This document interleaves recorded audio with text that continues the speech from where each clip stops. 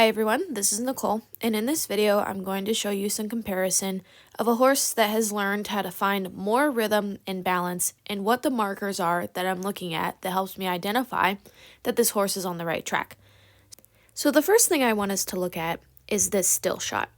So let's look at the little triangles in between both hind feet and both front feet. Can you notice there that both triangles are relatively the same size, relatively the same angle? So what that helps me know is that the horse is starting to bear weight evenly across all 4 feet. We also know this because if we look at the purple diagonal pair, how those angles are similar, then we also know that because the blue diagonal pair is also similar in angle. We can tell that the blue one is not as even as the purple one, but that's okay, it's still improvement. I included the balance line from the lumbosacral joint to the C5 vertebrae to show us that when his head is down and he's stretching like this, he is going to be down on the forehand. But that's okay. And it's okay because posture is dynamic and we don't want him to hold one frame for too long.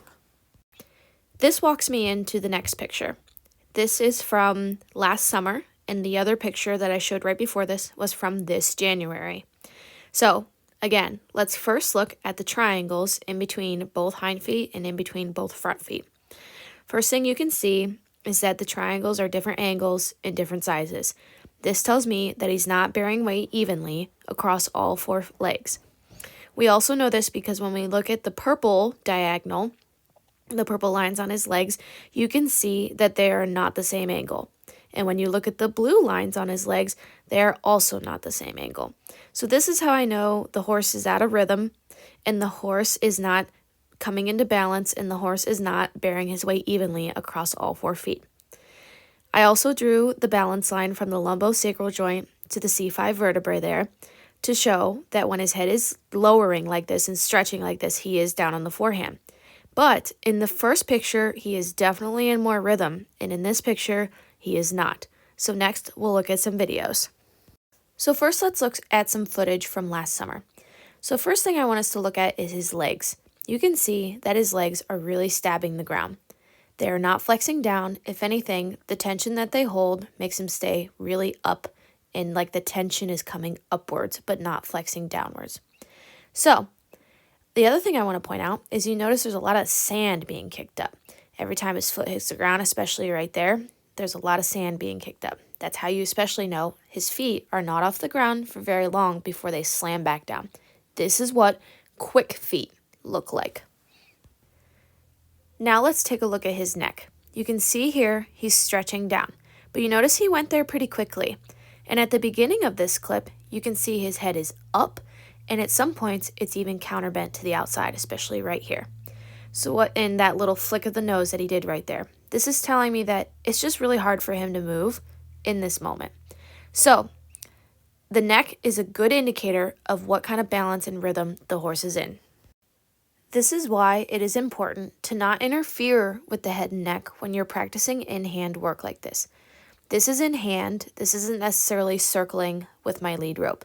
This is where I'm giving the horse a lot of freedom to move, and so I can evaluate his movement and try to teach rhythm. Let's flash forward to January of 23. The previous videos were in June of 2022, and there hasn't been a lot of consistent work until January here. The most consistent work has been done through the whole month of January, and this video was filmed at the end. So first, let's watch here as he gets into it. You can see in the beginning, he starts a little on the stiff side. So again, let's look at the legs. As he gets into the correct tempo, you can see now that the legs are off the ground longer, and when they hit the ground, they flex down just a little bit. So let's see this again. So as he's walking here, I'm going to put him into the trot transition easily so he does not throw himself onto the front end.